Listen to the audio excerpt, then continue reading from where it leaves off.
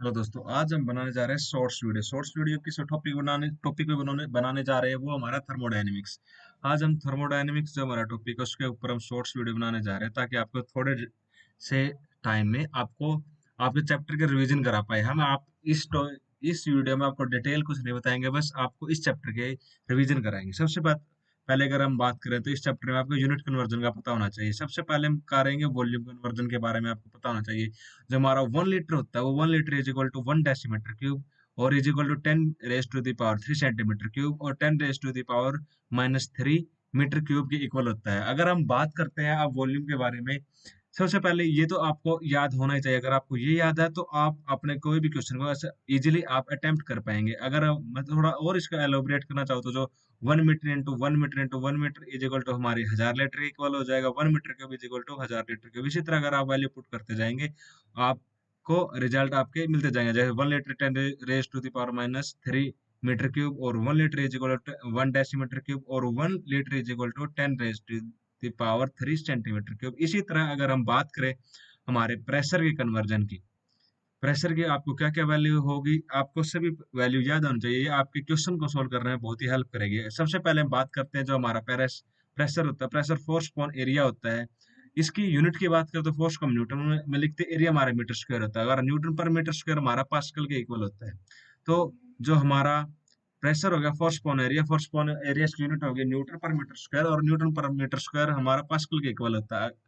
अब हम बात करते हैं जो हमारा 1 एटीएम होता है। 1 ATM is equal to 101325 newton per metre square होता है। जो हमने बताया कि जो हमारा न्यूटन पर मीटर स्क्वायर है, हमारा न्यूटन पर मीटर स्क्वायर है, ये हमारा पास्कल के इक्वल होता है। तो ये 101325 पास्कल के इक्वल हो गया। और अगर हम बात करेंगे, अगर इसको हम किलो पास्कल में लिखना चाहे तो 101.325 into 10 raise to the power 3 pascal में लिख सकते हैं। इसको 10 raise to the power 3 pascal हमारा किलो पास्कल हो गया।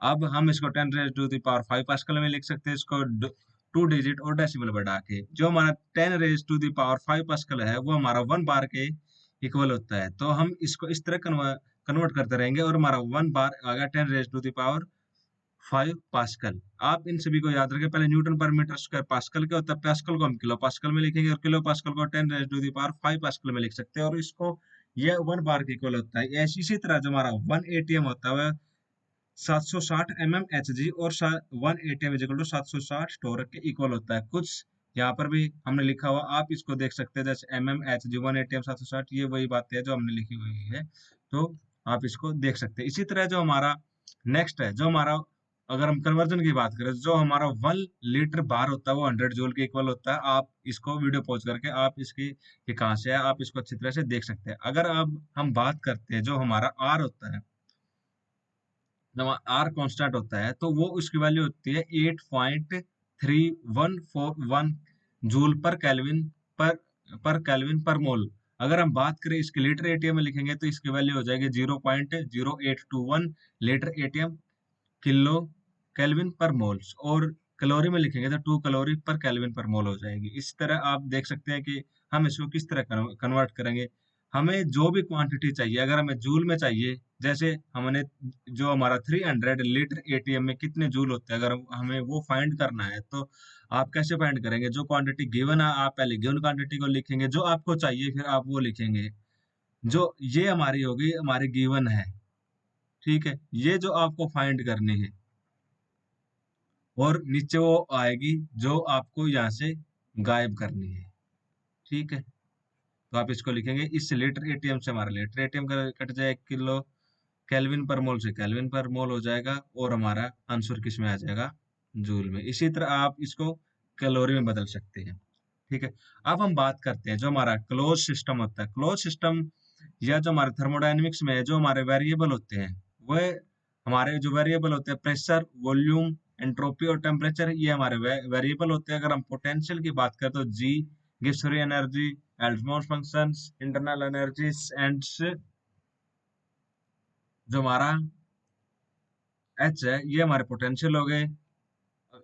अब हम करेंगे मैक्सवेल डायग्राम की बात। मैक्सवेल डायग्राम की बात करेंगे कि जो हमारे, अगर हम इनकी वैल्यू किस तरह लिख पाएंगे। जैसे मैं आपको थोड़ी ही आपको हमारी वीडियो में ज्यादा टाइम ना लगे तो मैं कोशिश करूंगा कि आपको जल्दी से जल्दी समझा पाऊं। अगर आपको याद होगा आप वीडियो को पॉज करके भी देख सकते हैं। अगर हम सबसे पहले अगर हम हमारी एच की वैल्यू फाइंड करना चाहते हैं एंथैल्पी की, अगर हम बात करें सबसे पहले जो हमारा डी एच होगा, इसमें जो इसके साइड वाले जो एस है और पी है, आप इन दोनों का डिफरेंशिएशन लेंगे डीएस और डीपी, और जो इनके सामने जो एरो के साथ जो भी वेरिएबल हो गए आप इनके साथ लिख देंगे टीडीएस प्लस वीडीपी। इसी तरह आप डीजी की वैल्यू निकालेंगे, इसी तरह डीए की, इसी तरह आप डीयू की। जिस साइड जिस जहां ये एरो के निशान जिस भी नंबर पे जाएंगे, ठीक है, यहाँ से अगर एस से निकल रहे हैं तो ये हमारा पॉजिटिव होगा। लेकिन अगर ये यहाँ से निकल रहे हैं, जैसे अगर हम टी की बात करें, डी ए की बात करें, डी ए की बात करें, जो एरो के निशान इसकी तरफ है, इससे निकल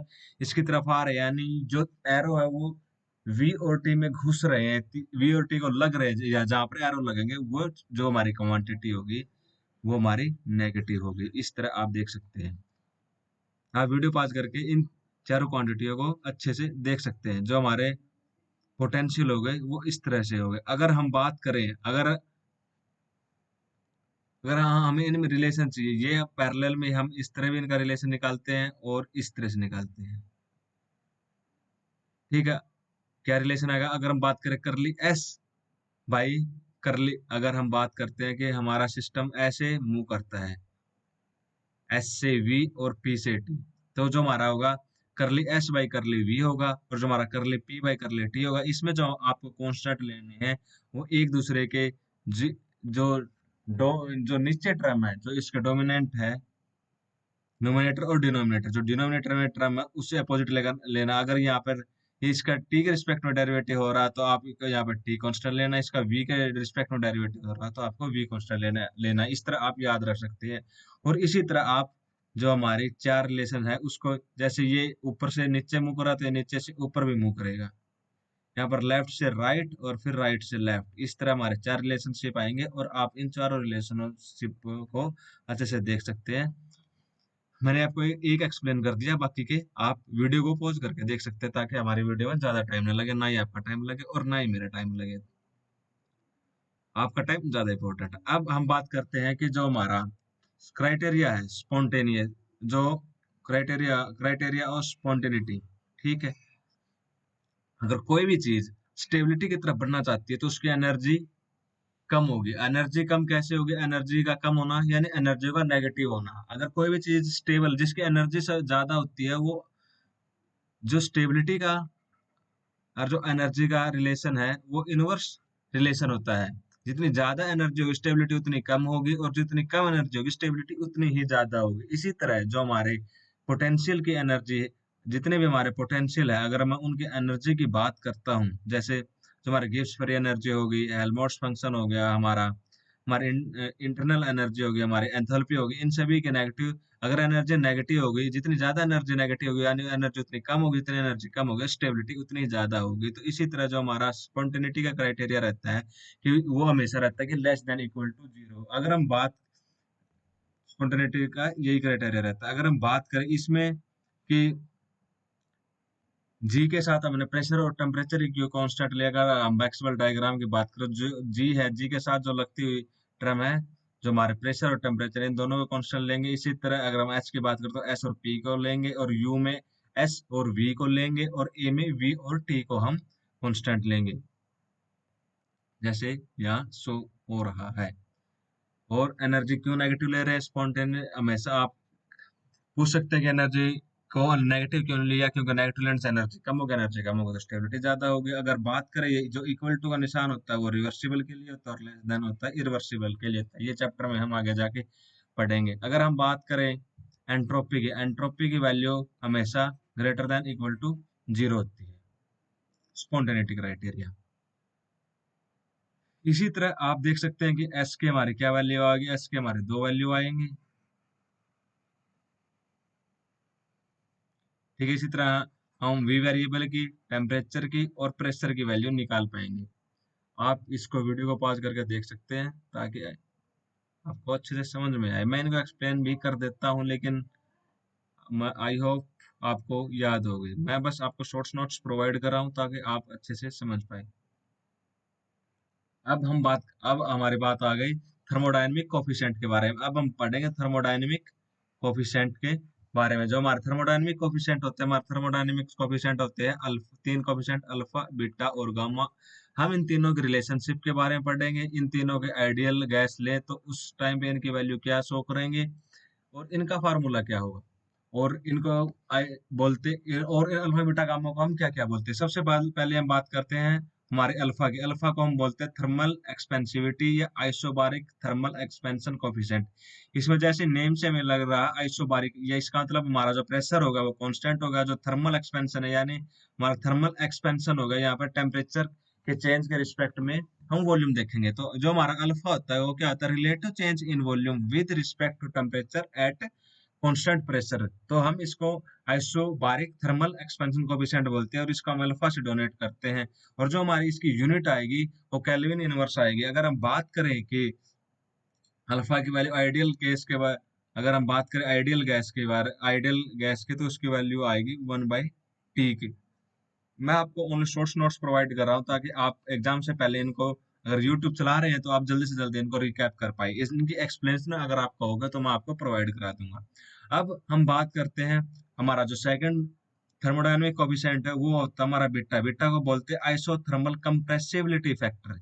आइसोथर्मल मतलब आपका टेम्परेचर फिक्स होगा, आपका अगर प्रेशर अगर इंक्रीज हो रहा है तो आपका वॉल्यूम डिक्रीज होगा। हम इसको बीटा से शो करते हैं। ये क्या होता है कि हमारा जो बीटा होता है वो होता है, there will be negative relative change in volume with respect to pressure at constant temperature. तो हम इसको बोलते हैं कि आइसोथर्मल कंप्रेसिबिलिटी फैक्टर बीटा, और जो इसकी यूनिट होगी वो एटीएम इनवर्स होती है। और जो आइडियल गैस का अगर हम केस लेंगे, अगर हम बात करते हैं PV is equal to N R T, और यहाँ से हम का वॉल्यूम की वैल्यू लेते हैं, वॉल्यूम चेंज देखते हैं विद रिस्पेक्ट टू प्रेशर। अगर हम इसको सोल्व करेंगे, उसको सोल्व करने के बाद जो हमारी बीटा की वैल्यू आएगी वो 1/P आएगी। इसी तरह अगर जो हमारा थर्ड कोफिशिएंट है वो तो है isochoric temperature based pressure change coefficient. इसको हम गामा से डोनेट करते हैं। आइसोकोरिक का मतलब है कि जो हमारा वॉल्यूम होगा वो हमारा कॉन्स्टेंट होगा, टेम्परेचर के चेंज में हम प्रेशर चेंज जो कोफिशिएंट होगा उसका चेंज देखेंगे। तो जो हमारी वैल्यू आएगी वो dp/p/करली t एट कांस्टेंट वॉल्यूम, ये हमारी वैल्यू आएगी। इसको आप देख सकते हैं, इसको नोट कर सकते हैं। और जो आइडियल गैस के केस में अगर हम वैल्यू निकालेंगे, प्रेशर की वैल्यू पुट करेंगे, तो जो हमारा चेंज आएगा गामा की वैल्यू वो 1/T आएगा। इसी तरह अगर मैं बात करता हूँ एट क्रिटिकल पॉइंट पे अल्फा और बीटा की क्या वैल्यू होगी, अल्फा और बीटा की वैल्यू होती है इन्फिनिटी। अब हमारा जो नेक्स्ट टॉपिक आएगा साइक्लिक रूल आएगा। साइक्लिक रूल होता है टेम्परेचर, प्रेशर और वॉल्यूम के बीच में। अगर हम इन तीनों का रिलेशन देखते हैं, ये एक दूसरे के रिस्पेक्टिव में होते हैं और रेगुलर होते हैं। जैसे हम बात करें, अगर मैं प्रेशर का चेंज कर रहा हूँ विद रिस्पेक्ट टू वॉल्यूम, तो उस टाइम हमारा टेम्परेचर कांस्टेंट रहेगा। अगर हम नेक्स्ट बात करते हैं वॉल्यूम की, वॉल्यूम अगर हम चेंज कर रहे हैं, अब जो हमारी नेक्स्ट क्वांटिटी होगी टेम्परेचर है उसके रिस्पेक्ट में चेंज करते हैं, तो उस टाइम हमारा प्रेशर कांस्टेंट होगा। इसी तरह अगर चेंज करेंगे टेम्परेचर में, प्रेशर कांस्टेंट हो गया, और जो वॉल्यूम है हमारा वो कांस्टेंट रहेगा। और ये सब सारा चेंज जो इसकी मल्टीप्लाई होगा वो -1 के इक्वल आएगी। अब हम बात करते हैं कि जो हमारा गामा है, जो हमारे गामा की वैल्यू होती है और अल्फा की होती है, बीटा की, उनके बीच में रिलेशन क्या होता है। अगर उसके रिलेशन की बात करें तो जो हमारा अल्फा होता है वो बीटा गामा इंटू पी के इक्वल होता है। अब हम बात करते हैं जो हमारा स्टेट फंक्शन है। अब जो हमारा स्टेट फंक्शन हमारा डिपेंड करता है इनिशियल और फाइनल स्टेट के ऊपर। ठीक है, इनिशियल और फाइनल स्टेट के ऊपर जो डिपेंड करता है हम उसको कहते हैं स्टेट फंक्शन। स्टेट फंक्शन में जो हमारा साइक्लिक सिस्टम है, एक हम साइक्लिक सिस्टम लेंगे यार, स्टेट फंक्शन इनिशियल और फाइनल पे डिपेंड करेगा। और जो हम बात करेंगे इसके अंदर एक साइकिल की बात करेंगे, और साइकिल में जो चेंज इन एनर्जी होगा वो हमारा जीरो होता है। अगर हम बात करें जो हमारी एनर्जी की है, अगर हम स्मॉल चेंज इन एनर्जी में देखेंगे एक साइक्लिक सिस्टम में, ये साइक्लिक सिस्टम का सिंबल है। अगर साइक्लिक सिस्टम की बात करते हो जो DE0 होगा, स्मॉल चेंज इन एनर्जी, इस स्मॉल चेंज इन एनर्जी को हम बोलते हैं एग्जैक्ट डिफरेंशियल एनर्जी। ये हमारा जो स्टेट फंक्शन है यूलर थ्योरम को फॉलो करता है। जो हमारे हीट और वर्क के अलावा जो हमारे जितने भी फंक्शन जितने भी हमारी थर्मोडायनेमिक एंटिटीज होती है वो सारी की सारी स्टेट फंक्शन होते हैं। ओनली हमारा जो वर्क और हीट होता है वही पाथ फंक्शन होता है, बाकी सब ऑलमोस्ट जो फंक्शन होते हैं वो हमारे स्टेट फंक्शन होते हैं। अगर हम बात करें जो हमारा फर्स्ट थर्मोडायनेमिक्स लॉ है, law of first thermodynamics law है, वो जो हमारा इंटरनल एनर्जी होता है वो डी क्यू इज, जो हीट प्लस वर्क डन होता है, जो हमारा इंटरनल एनर्जी है वो एक एग्जैक्ट फंक्शन होता है, लेकिन एग्जैक्ट फंक्शन होता है तो हम उसको स्टेट फंक्शन कहते हैं, लेकिन जो हमारा हीट है और वर्क डन है वो हमारा एग्जैक्ट फंक्शन नहीं होता, वो हमारे पाथ फंक्शन होते हैं। अब हम बात करते हैं हमारी यूलर्स थ्योरम क्या आती है। यूलर्स थ्योरम अगर बात करें to find the state function, और यूलर्स थ्योरम क्या होती है, बताएगी कि हमारा फंक्शन और स्टेट फंक्शन है या नहीं। अगर हम बात करते हैं जैसे हमारा फंक्शन z है वो x और y का फंक्शन है, तो हम z का अगर डिफरेंशिएशन की बात करें, पहले हम z के x के रिस्पेक्ट में डेरिवेटिव करेंगे और हम y को कांस्टेंट रखेंगे। इसी तरह अगर z को y के रिस्पेक्ट में करेंगे तो हम x को कांस्टेंट रखेंगे। अगर हमारा z एक स्टेट फंक्शन है तो हमारा जो अगर स्मॉल चेंज इन अगर हमारे डी जेड एंटिटीज में देखेंगे एक एग्जैक्ट डिफरेंशिएशन होता है, और वो जो हमारा साइक्लिक सिस्टम की अगर बात करेंगे, ठीक है, तो उसमें वो हमारा D Z is equal to 0 होगा। अब आप देख सकते हैं कि इसमें जो हमारा फार्मूले है आप इसको ध्यान में रखेंगे, जो मैन बात थी मैंने आपको बता दी। बात करेंगे हीट कैपेसिटी के बारे में। हीट कैपेसिटी के बारे में जैसे दो बातें तो मैंने लिखी है, बाकी मैं आपको बाद में एक्सप्लेन करूंगा। ये था कि रेशियो की हमारी जो ratio of heat with respect to change in temperature के बारे में है। जैसे हमें कोई भी हीट रिक्वायर्ड है, एक टेम्परेचर से दूसरे टेम्परेचर तक जाने के लिए जितनी भी हीट में चेंज आएगा उसी को हम हीट कैपेसिटी कहते हैं, और हम उसको D Q by D T से शो करते हैं। अगर बात करें अगर 1 डिग्री सेल्सियस या 1 केल्विन पे, तो जो हमारी हीट कैपेसिटी हो जाएगी वो C is equal to D Q हो जाएगी। यहाँ पर टेम्परेचर हमने 1 डिग्री सेल्सियस ले लिया। Thank you for watching my video. Thank you so much.